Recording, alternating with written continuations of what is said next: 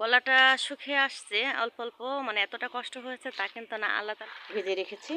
আজকে কিন্তু ছোলাও আমাকে সিদ্ধ করে রান্না করে নিতে হবে। তারপর এই পাশে দেখুন হয়ে যাচ্ছে ছোলাটা, আর এই পাশে ভাজিটা অলরেডি হয়ে এসেছে। আর এই যে দেখুন, এই তো সোজিও হয়ে গেল। এই যে রান্নাড়ি করে নিলাম।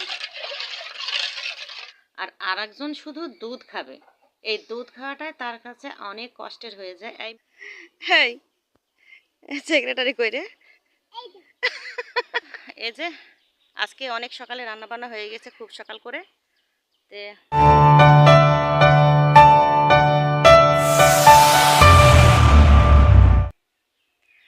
এই তো সকালের কাজ কাম সব সেরে, কালে লেগে গেল এখানে, সেরে আমি চলে এসেছি। একটু হাঁপিয়ে উঠেছি গোসল টোসল করে। এই যে ইন্নি বলে হাই বলো, ইন্নিপুরি। ইন্নি গোসল করছি, ইন্নি চুল কেটে দিয়েছে দেখুন, মানে একবারই কাটিং করে দিয়েছি যেন চুলটা আস্তে আস্তে সুন্দরভাবে নেমে পড়ে। তারপরে ঈদের সময় ঝুটি মুটি বাঁধতে একটু সুবিধা হবে। না তে চলে এসেছি গোসল করে একেবারে ফ্রেশ হয়ে। আর এই যে দেখুন গনগনে আগুনের মতো কি তাপ দেখতে পাচ্ছেন। রোদ্রের তাপটা একেবারে অন্যরকম তাপ আজকে। গলাটা শুকিয়ে আসছে অল্প অল্প, মানে এতটা কষ্ট হয়েছে তা কিন্তু না। আল্লাহ তাআলা কিন্তু এই বছরের রোজ মানে মাহে রমজান, পবিত্র মাহে রমজানটা যে এত মানে সুন্দর, আল্লাহ তাআলা যে এত নিয়ামত, যে এতটা রোজা গিয়েছে একটু টেরও পাইনি। ঠিক আছে, একটু টের পাইনি বা একটু কষ্টও হয়নি। পানি পিপাসা তো দূরে থাক, খিদে মিদে কোনো কিছুর ভিতরেই কিন্তু এতটা কষ্ট পাইনি। তা আল্লাহ তাআলার এবছরটা আমার কাছে মনে হচ্ছে অন্যান্য বছরের তুলনায় অনেক নিয়ামত। ঠিক আছে, আল্লাহ তাআলা এত সুন্দর একটা মানে মাসে আমাদের রোজাটা দিয়েছে, অসাধারণ। তো ভাবলাম কাজকাম শেষ করেছি, নামাজটা পড়ে নিয়েছি, এবার একটু হাঁটাহাঁটি করে নিই। কারণ এই যে বসতে হবে চুলার পাশে, একবারে উঠতে হবে মনে করেন ইফতারির আগে, আবার শেষ হতে মনে করেন ইফতারির পরে থেকে ধরেন আবার সেহেরির টুকটাক থাকে রান্না, নামাজটা পড়ার পরে রান্না টান্না শুরু হয়ে যায়। আবার 10টার আগ পর্যন্ত মনে করেন তারাবি টারাবি সব শেষ করে সব কিছু রেডিমেডি করে আবার থালা বাসন প্লেটগুলো ধুয়ে রাখতে হয়, সেহেরিতে খেতে হবে। সব কিছু ক্লিয়ার করে আম্মা তো মানে ওই তারাবিটা পড়ার পরে ইফতারি করার পরে তারপর একটু রেস্ট নিয়ে একটু দোয়া দরদ করে, কারণ জানেন তো এখন বয়স্ক মানুষ সবসময় একটু দোয়া দরদের ভিতরে, আর আমি তেমনটা কাজের ভিতরে রাখি না। কারণ একটু বসে বসে দোয়া দরদ করলে তাদের সময়টা ভালো যাবে।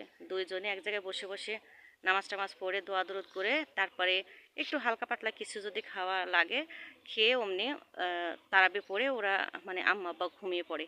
কারণ আমি সব কিছু রেডি করার পরে আব্বা আম্মারা সেরিতে একটু আগেই উঠে নামাজ টামাজ তাহাজ্জুদ একটু হালকা পাতলা পড়ার চেষ্টা করে, পড়ে মনে করেন তারপরে করে ঘুমিয়ে পড়ে। বাদ বাকিটা মনে করেন সেরিতে ওঠার পরে আম্মা আগে উঠে, আমি একটু পরেই উঠি, শুধু সব কিছু রেডি করেই রাখি, একটু পরে উঠি শুধু খাবারের জন্য। খেয়ে ফজরে নামাজ টামাজ পড়ে মনে করেন একটু সময় থাকে, সেই সময়টুকু আমি মানুষের জন্য, যে এখন আমি বের হই না, এই মুহূর্তে একটু মানুষ যাতায়াত করে, যেই যাবে সেই খালি বলবে কি ভিডিও করে আপু মনে করেন। তে এরপরে মনে করেন আমি একবারে উঠে একটু তাসবি টাসবি পরে সেহরির খাবারটা খেয়ে একেবারে আবার খাওয়া দাওয়া শেষ করে আমি তাসবি টাসবি আবার অন্যান্য কিছু ওয়েটে করে তারপরে ফজরের নামাজটা শেষ করে একটু ঘুমিয়ে নিই। আজকে আবার ঘুম থেকে উঠতে একটু দেরি হয়ে গিয়েছিল, 9:30 বেজেই গিয়েছিল দেখতে পেয়েছি। কারণ মেয়ে যদি খাওয়ানো না হতো ওঠাও হতো না, 10টা বাজলেকে উঠতাম। তো দেখুন, আর আমি যে পাশে এসেছি আপনাদের একটা জিনিস দেখায়, প্রচণ্ড পরিমাণ তো এপাশে রোদ, আর এপাশের অবস্থা দেখুন কি পরিমাণ রোদ, আর কি পরিমাণ রোদ্রের কারণে দেখুন পাতাগুলো কিন্তু অলরেডি সব ঝরে গিয়েছে। গাছের অবস্থা দেখুন, এই যে দেখুন গাছের পাতা কিন্তু অলরেডি সব পড়ে শেষ, এই যে কয়েকটা আছে। এখন চারিদিকটা শুধু এভাবে পাতা পড়ে আছে। আর দেখবেন একটু মাগরিবের পরে শিয়ালগুলো বেড়ায় মচমচ মচমচ শব্দ করে, এই যে দেখুন সব পাতা এইভাবে পড়ে একদম গাছগুলো পুরো ফাঁকা। আমের মুকুল টুকুল আছে দেখে এই গাছগুলো বোঝা যাচ্ছে না, তারপর দেখুন সব ফাঁকা। আমি এখান থেকে দেখাই, এই যে দেখুন আর এতটা রোদ পড়ছে দেখে মনে হচ্ছে চৈত মাসের যে একটা ঝাঁঝালো তাপ থাকে সেই তাপটা আমাদের উপর দিয়ে যাচ্ছে। এই যে একটু সামনে নিয়ে যাই, ঠিক এভাবেই দেখুন সব পাতা পড়ে যাবে, আবার নতুন করে পাতা গজাচ্ছে। একটু সামনে যাই, মনে করেন নতুন পাতা মানে পুরাতন পাতার পরের সঙ্গে সঙ্গেই নতুন পাতা কিন্তু গজাতে থাকে। আর আমি কিন্তু কোরবানির আগে তো যাচ্ছি না, এই যে আম বলেন, লিচুর গাছে কিন্তু প্রচুর পরিমাণ লিচুর মুকুল ধরেছে। আম, জাম, লিচু সব কিছু মানে এখানে একদম গাছ থেকে খেয়ে মানে একদম পাকা অবস্থায় খেয়ে টেয়ে তারপরে কেন আমি এখন যাবো। যে দেখুন আমি এগুলো পুড়িয়ে রেখে গিয়েছিলাম, আম্মা অসুস্থতার কারণে আমরা আসতেও পারিনি, নিতেও পারিনি, সব এমনই পড়ে আছে। আবার দেখুন সব ভরে গিয়েছে, নতুন গাছের পাতা উঠবে, সুন্দর একটা সবুজের চারিদিকটা সমারোহ থাকবে, সেই সমস্ত সব কিছু আপনাদের সঙ্গে শেয়ার করে এইবার আমি ঢাকার দিকে রওনা দেব। বুঝতে পারছেন, এবার আমি সহজে যাচ্ছি না। দেখুন আমার এত দূর আসলে চলবে না, এবার আমাকে চলে যেতে হবে। তো চলুন রান্নায় বসে যেতে হবে, কারণ রান্না একটু দেরি হয়ে গেলে আমি আর ইফতারিতে সামলাতে পারি না, আমার কাছে অনেক দৌড়াদৌড়ি বেঁধে যায়। আর সব সময় আমি চেষ্টা করি ইফতারির আধা ঘন্টা আগে আমি ইফতারির সামনে বসতে পারলে আমার শান্তি, কিন্তু কয়েকদিন একটু দেরি হয়ে গিয়েছে। ওই যে বলি রোজা রাখলে চলবে না, ইবাদত বন্দিগুলো সমান করে করতে হবে। মানুষের জন্য আপনি সেবা করে যাবেন, সেই সেবার সাথে সাথে যদি ইবাদত বন্দিগুলো না করে তাহলে রোজার কোনো মানে অর্থই হয় না, ইবাদত করতেই হবে। তো এই যে চলে যাচ্ছি। আর দেখুন আমি পাতাগুলো দেখাই আপনাদেরকে, এই যে পাতাগুলো কেমন মচমচ করে, এই যে দেখুন কতটা পাতা পড়েছে, দেখতে পাচ্ছেন কতগুলো পাতা। আর আমার এদিন রোদটা কেমন দেখুন, আমার ছায়া দেখলে বুঝতে পারবেন। আর এই যে দেখতে পাচ্ছেন কি পরিমাণ মচমচে, এগুলো সব কিন্তু এভাবে এভাবে গুছিয়ে যার যার এরিয়া মতো রেখে দিয়েছে। এই যে এভাবে এরিয়া এরিয়া রেখে দিয়েছে, ওই পাশে এরিয়া কুড়িয়ে নিয়ে গেছে, রেখে দেবে এভাবে। আর আমাদের দেখুন এই যে আমি প্রতিদিন সকাল উঠে ঝাড়ু দিই, আর প্রত্যেক দিন এভাবে পড়ে, মানে কি বলবো, গাছের নিচে বাড়ি থাকলে যা হয়। আর এক সময় দেখবেন যে সবুজ, এই যে ওই পাশে কিন্তু সবুজ হতে শুরু করে দিয়েছে, এই সবুজের পাতার জন্য এত যে সুন্দর লাগবে আপনাদের সঙ্গে সব শেয়ার করব। তো চলুন দেখি, আমি রান্নাঘরে চলে যাব, সময় কিন্তু পার হয়ে যাচ্ছে। চলুন দেখি। এই তো আমার রান্নাঘরের এই অবস্থা, আমি এখন সব গুছিয়ে নেব। গুছিয়ে নেওয়ার আগে সর্বপ্রথম আমি আবার নোংরা হয়েছে, দেখতে পাচ্ছেন রান্নাঘরটা আবার আমাকে লেপাপোছা করে নিতে হবে। গুছিয়ে নেওয়ার আগে এই যে দেখুন আমি কিন্তু বলে দিয়েছিলাম যে কালকে আমাদের মানে ছোলাটা ফুরিয়ে গেছে, আবার এই যে আমি 1 কেজি ছোলা নিয়ে ভেজে রেখেছি। আজকে কিন্তু ছোলাও আমাকে সিদ্ধ করে রান্না করে নিতে হবে, তার জন্য একটা সময় এক্সট্রা বেড়ে থাকলো। দেখতেই পাচ্ছেন দুপুরে কি কি রান্না করব, কি কি আমাকে আনতে হবে এবং কি কি রান্না করতে হবে সেগুলো আমি অবশ্যই আপনাদেরকে সব জানিয়ে দেব, যেটাই হোক সেটাই আমি আপনাদের সঙ্গে শেয়ার করি। তাই আজকে আমার একটু কাজ বেশি, এটাকে আমি সেদ্ধ দিয়ে দিয়ে তারপর অন্যান্য কাজ আস্তে আস্তে গুছিয়ে নিয়ে তারপর আপনাদের সঙ্গে আমি আবার ফিরে আসব। এই তো ছোলাগুলো আমি সেদ্ধ দিয়ে দেব একে একে। আমার ক্যামেরাম্যান আজকে গোসলটা করে একটু ঘুমিয়েছে, মাথা ব্যথা করছে বলে একটু, তাই ঘুমিয়েছে। তাই যতটুকু আমি একা একা ভিডিও করতে পারি ততটুকুই করে নেব। অনেকগুলো ছোলা মানে 1 কেজির একটু বেশি, আগের ছোলা একটু ছিল সেগুলো দিয়ে দিয়েছি। ছোলাগুলো সিদ্ধ দিয়েই আমি একে একে অন্যান্য কাজগুলো করে নেব, কোটা বাচ্চাগুলো সেরে নিয়ে আপনাদের সঙ্গে আমি আবার আসব। আমি কিন্তু রান্না শুরু করে দিয়েছি, এই যে দেখতে পাচ্ছেন ছোলা সিদ্ধ করে নিয়েছি, এবার ছোলাটা আগে রান্না করে নেব। আজকে রান্নায় থাকছে দেশি গমের রুটি, আলু ভাজি, আর হলে সুজি রান্না, আর পেঁয়াজু। আমরা হালকা পাতলা আজকে করতে চাচ্ছি আজকের ইয়েতে। এই যে এভাবে শুরু করে দিলাম, প্রথমে আমি ছোলাটা রান্না করে ফেলবো। আর এই যে পেঁয়াজ দিয়ে দিলাম, আর এই নামাও, যেহেতু 1 কেজি ছোলা পেঁয়াজ লাগবে মেলা, দিয়ে দিলাম। এই যে 2 ফোলা করে নিয়েছি মরিচ, এর সাথে দিলাম এই যে গোটা রসুন দিয়ে, যেহেতু ঘুগনি বেশি ক্যাটকাটে হবে না, সব কিন্তু একবারে ঝরঝরা হতে হবে। তো তেজপাতার আলাদা ফল দিয়ে দিলাম,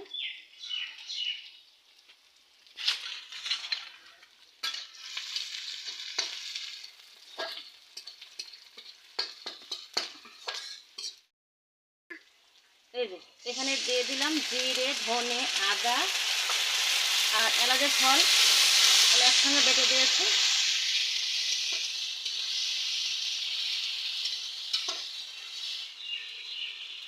এবার দিয়ে দেবো শুকনো মরিচ আর হলুদের গুঁড়ো দিয়ে দিলাম হালকা পাতলা, কারণ কাঁচা মরিচ দেওয়া হয়েছে একটু হালকা পাতলা দিয়ে দিব।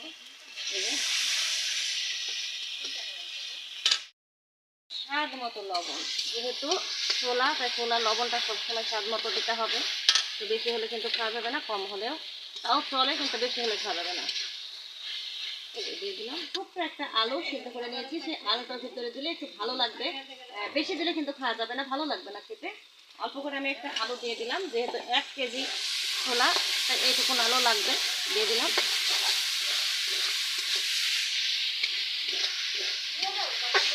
কষানো হয়ে গিয়েছে, এবার ছোলাগুলো দিয়ে দেবো। এই তো 1 কেজি ছোলা। আজকে ছোলাটা খুবই ভালো, দেখুন একবারে ফুলে কতগুলো হয়েছে। একবারে আমি রান্না করে খেয়ে দেবো, যেন পুরো 1 সপ্তাহও, এবার বেশি হবে কেননা অনেকগুলো ছোলা একবারে রান্না করে তুলে মনে করেন যে অনেকটা সময় বেঁচে যায়। প্রতিদিন ছোলা রান্না করার ভালো লাগে না। ভালো হয়ে গিয়েছে, এবার আমি পানিটা দিয়ে দেবো। যেহেতু অনেকক্ষণ ধরে সিদ্ধ করেছি আর একটু পানি দিতে হবে। ছোলার টেস্টটাই আসল, তাই ছোলা রান্না করার সময় সবসময় প্রত্যেকটা মানে একদম সুন্দরভাবে দিয়ে দিতে হবে। আর একটু পানি দেবো।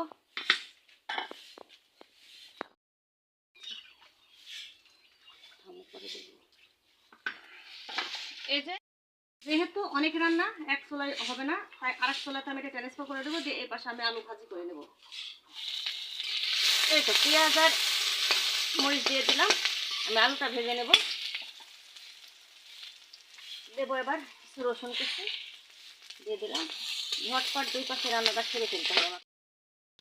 এই তো আলুটা দিয়ে দিলাম। আলুটা ভাজতে ভাজতে আমি আটা বা মানে কাই করে নেব, হাতে ফেলে নেব, একসাথে শর্টকাট যেন হয়ে যায়। এই তো এই পাশে দেখুন হয়ে যাচ্ছে ছোলাটা, আর এই পাশে ভাজিটা অলরেডি হয়ে এসেছে। আর এই যে দেখুন এখানে আমি আটাটা সেনে নিচ্ছি, একে দ্রুত কাজ সেরে নিতে হবে। ঝটপট পেঁয়াজ এটা রান্না করে নেবো, এবার ভেজে নেব। এই তো আলু ভাজি হয়ে গিয়েছে, এবার আমি পেঁয়াজ এটা ঝটপট দিয়ে দেবো। দেওয়ার পরে সুজিটা রান্না করে নেব, নিয়ে তারপরে আমি রুটিটা বানিয়ে নেব। সেই সাথে তো শরবতটা আছে, শরবত তো মনে করেন যে এই হাতে পেঁয়াজ দিতে দিতে শরবতটা না হয় বানিয়ে নেব।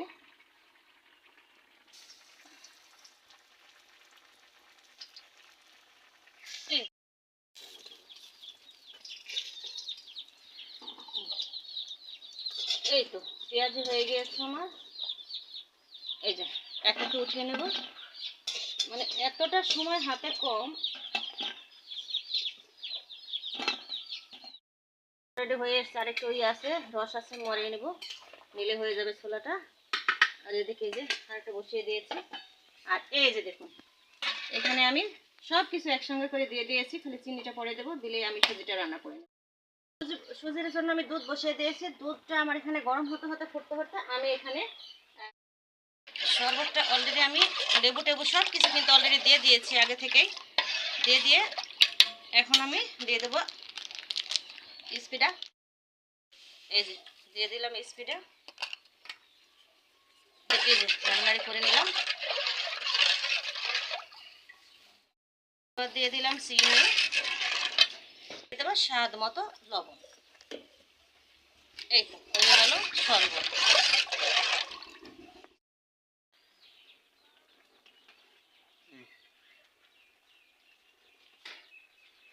এই তো এবার দিয়ে দেবো, এই তো দিয়ে দিচ্ছি সুজিটা। এইভাবে আস্তে আস্তে দিতে হবে, নাড়তে হবে, মানে একটু হালকা পাতলা করবো কেননা রুটি খেতে হবে তাই। এই তো সুজিও হয়ে গেল।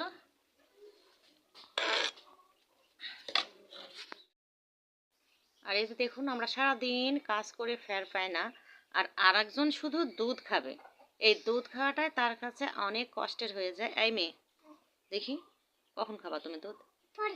দেখি তাড়াতাড়ি মুখে দাও।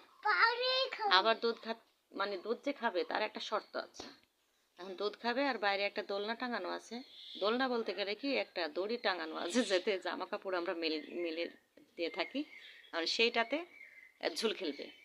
এখন এই দুধটা খেলে, এখন সেই শর্ত দিয়েছে ভাইয়াকে যে আমি দুধ খাবো একই শর্তে, বলে কেন আমাকে দোলনা ঝুলানি লাগবে। তা দেখুন আমরা কাজ করে ফের পাই না, আরও শুধু দুধ খাওয়ার জন্য তাকে এত শর্ত। দোলনা চড়বা কি হবে? দুধ খেলে কি হবে? ও, দুধ খেলে স্ট্রং হয়ে যাবা, দিয়ে দোলনাতে চড়তে পারবা। বেশ বুদ্ধি শিখেছো, তাই না? এমনই ভিডিও দাও, এই যে দিচ্ছি তো। আর শেষ প্রথম দিবা। হ্যাঁ, আজ আমি এখন দুধ খাচ্ছি, দুধ না খেলে আমি দোলনাতে চড়ব না, দোলনাতে চড়তে পারবো না, খালি ঠাস করে পড়বো, যদি খেতে হয় তাহলে পড়বো না। আর দেখছেন, হ্যাঁ, এখনকার ছেলে পেলেদের বুদ্ধির কোনো শেষ নেই। দোলনা মানে দুধ খেলে দোলনা চড়তে পারবে না, হলে ঠাস করে পড়ে যাবে। দেখুন, খেয়ে নাও, খেয়ে নাও। এই যে রান্নাটা আজকে আমার সকাল সকাল হয়ে গিয়েছে। আর এই যে দেখুন, সুখী মানুষটা নিয়ে গিয়েছে আর একজনকে, এই যে সে দোলনা চড়াতে। দোলনা আজকে না চড়ালেই না। দেখুন, এখনো অনেকটাই সূর্য আছে, সূর্য মনে করেন যে আস্তে আস্তে আস্তে আলোটা কমে যাচ্ছে। আর এই যে দেখুন, মানে ওখান থেকে টান দিয়ে উঠে নিয়ে এসেছে যে আমাকে দোলনায় চড়ানোই লাগবে। দুধ খেয়েছে দোলনায় চড়ার মানে শর্ততে।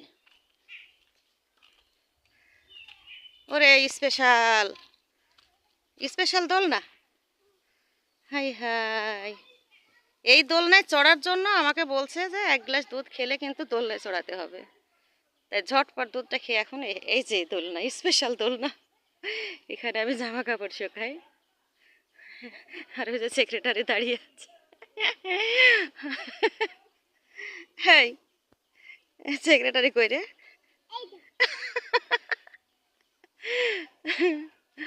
আল্লাহ, একটু জোরে দাও, জোরে দাও যেন ঠাসকের পড়ে যা, জীবনে যেন না চড়ে। জোরে ধাক্কা দাও। ভালো লাগছে চড়তে? মাথা ঘুরবে না? মাথা ঘুরবে না? ও যা, দোলনা নষ্ট হয়ে গেল, যা আবার দিয়ে দাও, ভালো করে দিয়ে দাও। আজকে এমন একটা শিক্ষা দেওয়া, দিতে পারছে না, দোলনায় না চড়তে চাই। এই হচ্ছে কাজ, বুঝতে পারছেন? সারাদিন একটা না বায়না হতেই থাকে। মানে না ধাক্কা দিলে তুমি কি করি, দোলবা কেমন করে? আরে সর্বনাশ। এই তো আর চলে আসো তুমি অন্তর, একা একা দোলক। আর ওই যে পাশে থেকে শিয়ালগুলা মানে সেটা আনতে নিয়ে চলে যাবে, তখন বুঝবা। যাবো, আমরা চলে যাবো, যাবো। আরে গেলাম, দেখি।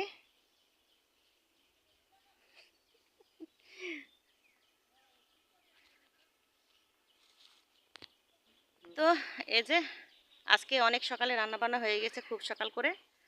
তে সব আমরা তো গোসল গোসল করে রান্নাটা শুরু করে দিয়েছি। এরা একটু খেলতে আছে, খেলুক। আমি সব গুছিয়ে নেব, ইফতারিটা সুন্দর করে সাজিয়ে নেব, নিয়ে বাদ বাকি যা আছে তাই সেরে নেব।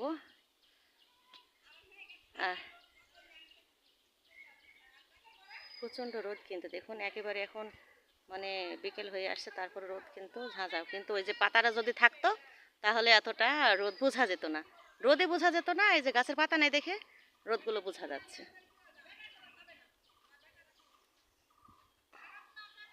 আচ্ছা ঠিক আছে, তো আজকের মতো আমি বিদায় নিয়ে নেব। সবাই ভালো থাকবেন, সুস্থ থাকবেন। আল্লাহ হাফেজ, আসসালামু আলাইকুম। ইন্নি টাটা টাটা।